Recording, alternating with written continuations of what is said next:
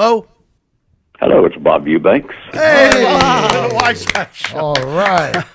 Well, welcome to our show. I want to personally thank you for this interview. It is an honor and a pleasure to have you. I'm just going to introduce who's with me. I'm Freddie the Fireman, who you met before at Chiller Theater.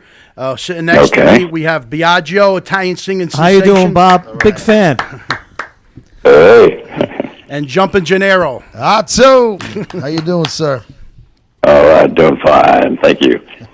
Well, first of all, I'd like to get started. Do you have anything going on you'd like to mention that you would like? Oh, yeah.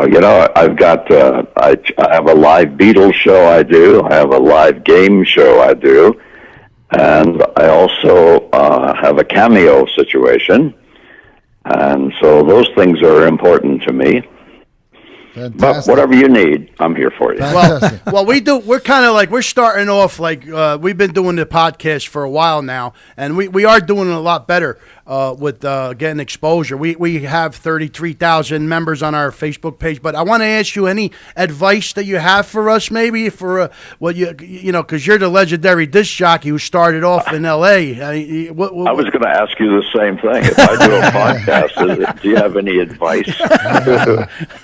Well, podcasts, this is Jumpin' Gennaro. Podcasts, it seems like everybody is really getting into it. It's been out privately for over a decade, like some of them, like ours, and it seems to be a bigger thing. But you started out when it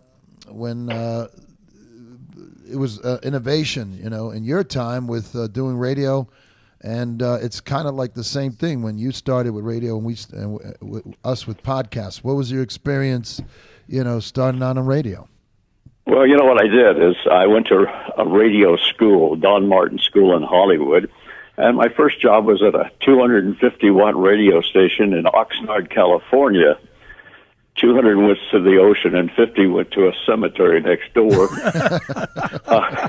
And I wanted to do what the big guys did, so I told the station manager that I was working midnight until 8. And I told the station manager, I want to give away a couple of rock and roll albums. And he says, well, you have to buy them because I'm not going to give them to you. So so I went and I bought 2 albums, and I must have mentioned it 100 times. And I finally said, okay, I'll give them to the first person that calls. And nobody called. Wow. So I made up a name and took them home, and I realized then I was talking to myself, Yeah. Can you hear me, guys? Yeah, we hear you great. Hear you. We're just like sucking it all up. I mean, I got to tell you, I'm a little starstruck. Even when I spoke to you in person, I watched you as a child growing up. When I found out your whole history, I was just blown away. And the story you told me, I remember the most is when you were something where you were doing a radio show in L.A. and your ratings weren't that great, and you did something with, I think, the Beatles. Was it that you said? Well, I was here's the deal. Let me back up a little bit. My next job, by the way, after I left that little one, was at the hot new rock and roll station in Los Angeles, KRLA. And the way I got that job is pretty funny because one morning I got off of my little bitty radio station and I drove to the hot new station in LA, KRLA, and I just wanted to see what the big guys look like. And so I'm sitting in the lobby and they're having a disc jockey meeting, and I could tell the all-night man had a sore back. And nobody wanted to sit in for him because he did 6 hours and they did 3 hours. So I walk up to the program director and I said, hi there, I'm a disc jockey. And he looked at me funny and he says, do you belong to the union? I said, no, but I can. I borrowed $360, joined the union, went on the air that night, and I was there 7 years to the day. Wow. How's that, huh? Wow. That's awesome. But what happened then, when I opened a couple of young adult nightclubs called Cinnamon Cinders. So when the Beatles announced that they were going to tour America, they signed with the agency GAC, and I had never produced a concert in my life, but because I was a disc jockey and I had these young adult nightclubs when I bought talent, I was given the chance to promote the Beatles at the Hollywood Bowl '64. Wow. And that's a long story. You don't even have time for that. But anyway, I think now I'm the only living person to have produced a Beatles show all 3 years they toured America. Wow, That's amazing. Wow, And so that's what pretty much really put you on the map, right? In the beginning. Yeah, well, I don't think so, because then I was playing a basketball game, and I asked this guy, I said, who are you signed with? Who's your agent? And he says, Noel Rubeloff. And my friend Charlie O'Donnell said, well, you can't sign with Noel Rubeloff. You know, he only takes big talent. So I went to see Noel Rubeloff, and he says, Chuck Barris has a new show coming on, and we should go down and talk to him about it. Anyway, long story short, I got the Newlywed Game. And I learned the Newlywed Game, and we had to show it to the big guys from New York. So they flew out, and we're in a studio, and couple number one was an unknown comedian named Dom DeLuise. Oh, wow. Yeah, I remember something. Wow. Like that, But down at the end was a cute little blonde. Now, remember, this is 1964 or 5. And I remember I said, what's your favorite nickname for your husband? And she said, Numbnuts. And the ABC boys got up, went upstairs, and bought the show without a pilot. Wow. Wow. Wow. And like I said, growing up watching, see, I was young watching it, and my sisters or my parents would watch it, and I would be like in the room, and even as a kid, it was hilarious. We were just in tears sometimes. Well, you know, they wanted me to say make love, and I wouldn't do it because I didn't think you should have to explain that to your children until you were ready to do so. So, well, you were make in the love 60s. became whoopee. Yeah, you were in the 60s, so making love was pretty common. I'm sure kids heard it Yeah, all it day was a long. bad deal, you know. Where'd you So come that's up how with whoopee was born, though. Did you just came out with it, or was it something you used on the radio? Frank Sinatra had a hit record called Making Whoopee. Oh, Wow. And I said, you know what? I'll say whoopee. And they agreed with that. And that's what kept us on the air, I guess. Now, I think you also inspired Whoopi Goldberg, didn't you? No. Well, let me just say, Jumpin' General again. First of all, you got an amazing voice, but that smile and your charisma, I mean, it looked so natural when you're on the Newlywed Game. But in the beginning, I remember watching something where you said you were kind of very intimidated about, taking that. Oh, well, let me taking that tell you, role. I was so frightened. And I remember now, I'm still a disc jockey. And I'm standing in the dressing room. We're getting ready to shoot our first day. And I'm in my dressing room, and I just said, God, you got to help me because I don't know what I'm doing. And there's a knock on the door. And I open the door, and here stands two guys in suits. And I said, hi there. He says, Bob? I said, yeah. I thought it was ABC. He says, you're hereby ordered to appear before the United States government anti-payola in such and such, and you damn sure better show up. I was served a felony rap on a payola charge 30 seconds before I did my first Newlywed game. wow. And Chuck Barris came to me afterwards, and he said, Bobby, we got to talk. I said, what's the matter? He said, you've just done something I've never seen anybody do before. I said, what'd I do? He said, you went a half hour without blinking. That's how scared I was. Wow. So you called Canceled the subpoena. I hadn't done anything wrong. right. So you called God, and then you got the knock on the door. You were expecting God to be there, right? No, I was expecting the ABC guys to say, good luck, Bob. Yeah. Wow. That's amazing. Well, in the end, it turned out pretty good because it set Yeah, the I stage. did it off and on for 5 decades. Wow. You know? That's amazing. Is that how long the show ran? The Off Newlywed and show? on. The actual You know, Newlywed it show. would come on for a couple of years and then go off and then come on for a year and then go off like that. I love this show. but And I the did questions you came 11 up. different game shows, or total. So here's a question you probably have heard before, but it's coming to me.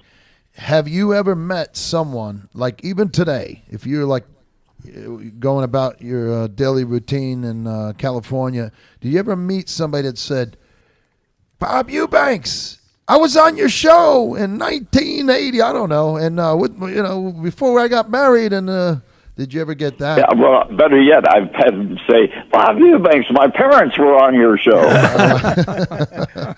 Oh, wow. Well, obviously, we were mentioning other stuff that you did as far as producing. You did a lot of concerts, and I remember our conversation as where you managed Dolly Parton, and I did that for 2 years, yes. yeah. And did you manage her twice? I think didn't you? Tell me something. No, tell you what happened. I signed Dolly. That's a long story, but anyway, signed Dolly, and after 2 years.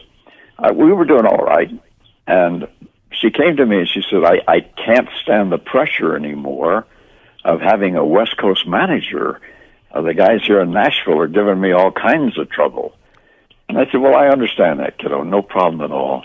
So we parted ways, and a year later, she called me, and she was at the Beverly Hills Hotel. She said, I need to have a meeting with you. So I went down to meet with her, and she said, will you manage me again? And the stupidest thing I've ever done in my whole life was said, kiddo, I just don't have the time right now to put into your career, and it wouldn't be fair for you. So I turned it down. Oh. Well, that was very respectful, though. It wasn't. He's worth $600 million right now. But I'm saying, you at least she gave you, the respect of, hey, if you didn't say no because you held a grudge or anything. It just wasn't the right time. Now I don't know how correct my my research was, but I want to first congratulate you. In 2000, you received a star on the Hollywood Walk of Fame. But they did mention that you received it right in front of Grauman's Egyptian Theater, which is where you originally first broadcasted. Is that true? No. Here's the deal.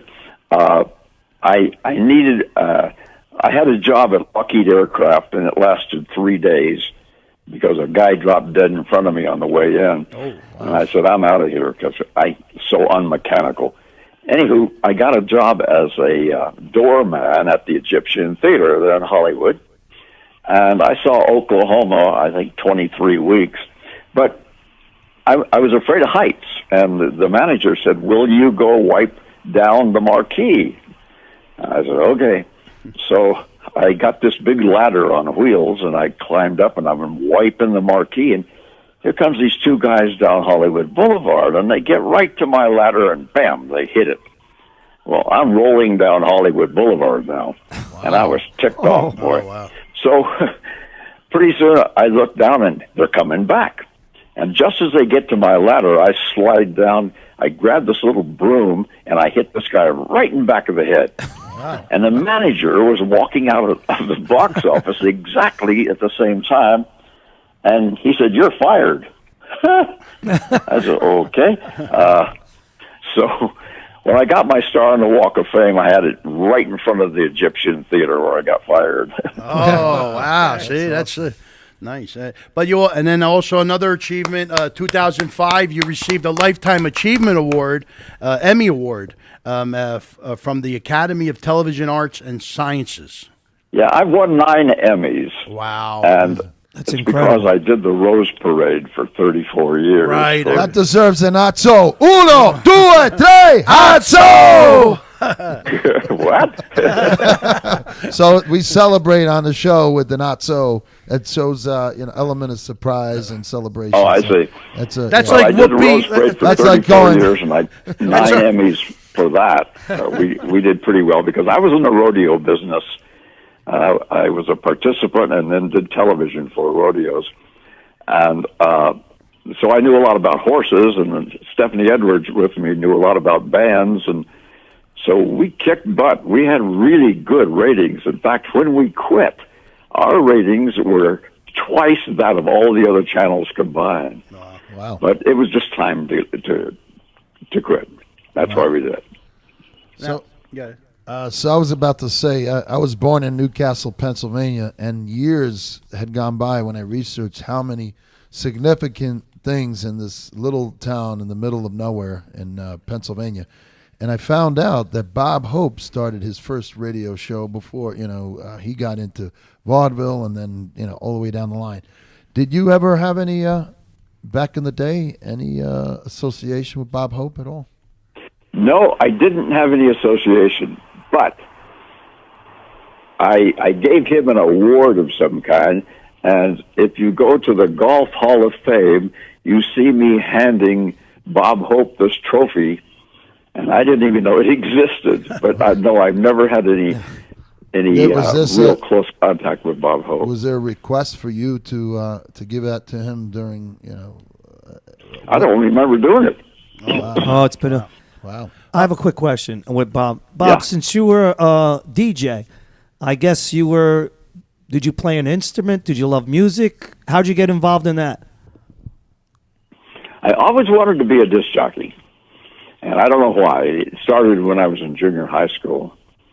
And so rather than going to college after I graduated, I went to the radio school, and that's how I got started with it. I don't think I was an okay disc jockey. Back then we were time and temperature guys. 17 minutes after 4, Pasadena, 64 degrees. Come on down, here come the Beatles. That kind of stuff. Right. That's great. That's great. But, what was the first song that the Beatles played? Didn't want to be a disc jockey all my life because I wasn't that good, I didn't feel. So that's how I took what I knew then and branched out into other areas. Well, I wanted to say, when speaking with you, your voice, listening to you on the speaker, it sounds amazing. But I'm saying, listen to you in person, you could see the voice that you had was perfect for. I mean, you had to be nuts not to hire you as a disc jockey. But I wanted, for all the things you've done, as far as disc jockey, managing, everything you did, were there any? Was there anybody you liked? Influenced you to do what you did? Did you have people you looked up to and said, as you were a child, and say, that made you? There was nobody in the music business. Monty Hall in the game show business, I always thought he was very good, and he kind of, without knowing it, helped me out how to do things. I learned how to make people talk. And what I discovered is that people don't want to know about you. They want you to know about them.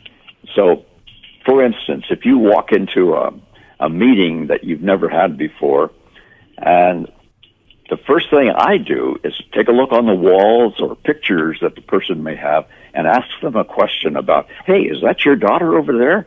Wow. And I got to tell you, the moment you ask questions about them, the meeting goes much better because here again, they want you to know about them. Yeah, I thought. Listen, when I watched because I saw the Newlywed game, I watched it all the time. The questions, a lot of them, were they off the, right off the top of your head? Some of the things you asked, or everything was pre-planned? None of them were off the top of my head. We had a whole staff writing questions, and I refused to ask about 30% of them because they would lock themselves in a room and they would come out and they would get crazy, But no, they wrote them, and we had to be very careful that we didn't cross the line with taste, which everybody claims we did. But I'll tell you a couple Newlywed stories. One time we got a phone call from a lady, and she said, I saw my husband on the Newlywed game with some woman. The dope had gone on with his mistress, went on television. You talk about stupid. And what? Then at one time, a lady, I said, what's the one thing your husband told you not to talk about? She's almost in a whisper said, well, my husband and my cousin are going to kill my uncle for the insurance. Oh, my. What? And I almost passed out. But we bring the husbands back in, and the jerk matched the answer. He got 10 points. That's great. You think any of that was staged? I mean, they wanted to just make None of it. Everything was absolutely legit. And one of the reasons we didn't like celebrities on Newlywed Game is because most celebrities can't stand for anybody to be funnier than they are. And the funniest people in the world at that time were John and Mary Jones, Right. If I got a funny answer, I would immediately look at the other three couples, and I could tell by the body language where I was going to get the next funny answer. I learned how to make people talk. That's what it boils down to. Well, if you did come up with a question in your head during the process, were you able to ask it? No. I had to ask the questions that were the writers put right in front of me. Gotcha. You know. So this is Jumpin' General again. A large part of being here, not only because these are brothers, that we know each other and we been through life moments together. I like living in the moment. So even though I can't physically see you right now, I listen to the tone of voice and your gestures, and I improvise, because I think the most important thing is living in the moment and curious to see how one responds and kind of work off of that. So it's interesting that you say that. Well, I will tell you, I'm a believer that you take what you know how to do and apply it in other areas. And that's, I'm going to be 85 January the 8th. God bless you. God bless you. And you look great, too, by the way. I want to do a cameo thing. I'm going to do that. I'm going to write a new book called Short Stories About Big People. Nice. And I like that I may do a title. podcast. I don't know. You should. I think you should. I would love to see that. I can only imagine all the other stories that you have, and people would love to hear. I think that's smart. I think it'd be Do you really- come? Listen, we have a family restaurants, or we have a few family restaurants over here. Whenever you come to the East Coast, you're always welcome to contact Annette, who set up the interview for us. And she, when you come by, you're our guest all the time. You will not regret it. That's very nice of you. Well- and, by the way, did you guys hear the news this morning about about the president? Didn't you hear about it? About Joe Biden? No. Well, he had to go to the doctor. He couldn't stop Putin.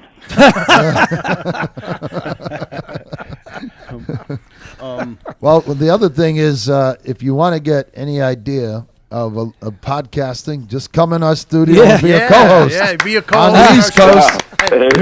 And you want to laugh is we're friends with a lot of the big disc jockeys that are. We have one Joe Causey, Brooklyn's own, who's big in New York City right now, probably the top disc jockey in New York right now. New York, yeah. And also That's great. former ones that actually. I was friends with. Out here, it was Dick Biondi and Casey Kasem. Oh, Casey Kasem. Kasem. Wow, my Wow, God. wow. A lot of those guys, but I wasn't a very good disc jockey. Do you remember Al Bandero in the 80s and 90s? No. He's more West Coast. No, Yeah, see, I got out of radio on, trying to think. It was in 1966 or 67 I got out of radio. I think. Well, you have an the auto. Beatles I did in 64. I still can't believe you did the Beatles. That's And the unbelievable. Rolling 3 years. Stones. I Rolling Stones, produced too. the Beatles at Hollywood Bowl 1964 and 1965. How many and people then were at that, Bob, in if you don't mind me 66 asking? Dodger Stadium, and that was the second to the last concert they ever Stadium. appeared in together for money. Earlier, this is Jumpin' General again, I had asked, do you remember what was the first song they performed when they came in? Twist and Shout. Wow. That's the first one I heard at the Hollywood Bowl. Wow. Bob, how many people were there at the Hollywood Bowl? Do you know? I think it was 13,000. Okay. That was big. Well, We sold it out, and it's a funny thing. We announced in April that the tickets would go on sale at this particular date, and my God, the kids hit the Hollywood Bowl. They were camping out. They were a big line way down almost to Hollywood Boulevard. And I had an employee of mine in the box office, and she said, can we sell this thing out in one day? And he laughed at her. He said, one day? He said, it'd be like to sell it out in a week. And about 2 hours later, he came to her. He says, we're sold out. Oh man. One more question, Bob. The first year they were inquisitive. I always had to have a press conference. they were inquisitive. Paul wanted to go out with Jane Mansfield, and it was just, crazy times. The second year, they were tired, and they wanted to meet Elvis, and so they had an arrangement made where they went over to meet Elvis at his house. Wow. And a funny story about that is they were sitting there waiting for Elvis to come into the room, and McCartney found something he'd never, ever seen before. He would hold this thing in his hand, and you could change the channel by pushing a button, and he was just mesmerized by that. And then in '66, well, they were a band that no longer wanted to be together, and Beatlemania was starting to subside a bit. You mean to tell me you didn't hear the story and how Elvis bet like $1 million on a bowling game in his house? I don't know about that. Making that up. I'm sure he bowled with a lot of people in his house. I have another question, Bob, and I Colonel appreciate Parker your time. was an outlaw, man. I mean, he jumped off the ship so he didn't have to pass through customs, from the Netherlands, and he ended up becoming one of his friends made him an honorary colonel. He changed his name. Wow. And I think that's why Elvis never sang out of the country, is because Parker was here illegally. I don't know. Oh, wow. Yeah, that's what they showed on the new movie that's out, correct? Because I watched the Elvis movie, the one that's out. But Bob, real quick, when the Hollywood, where's my train of thought now? The Newlywed Game. What other shows were on at that time? Was the Dating Game on? I'm trying to think of who else was on at the same time. Dating Game was on first. It was. And Let's Make a Deal was on. I don't know. I forget the others. I'll tell you, Chuck Woolery was doing Wheel of Fortune, and he was making $5,000 a week. And he went to the people at Wheel, and he said, "I want a raise." And trying to think, who produced Wheel of Fortune? Dude. Anyway, he said, "I want a raise," and they said, "Nope, no raise." Well, take it back. We'll give you $7,500 a week instead of 25 or 5. And he says, "No way. I'm going to go to Nashville and become a singer." Oh, so he wanted $10,000. They turned him down, and Pat Sajak, who I'm having dinner with this coming week, is now making a little over $2,000, and Vanna makes $1,500.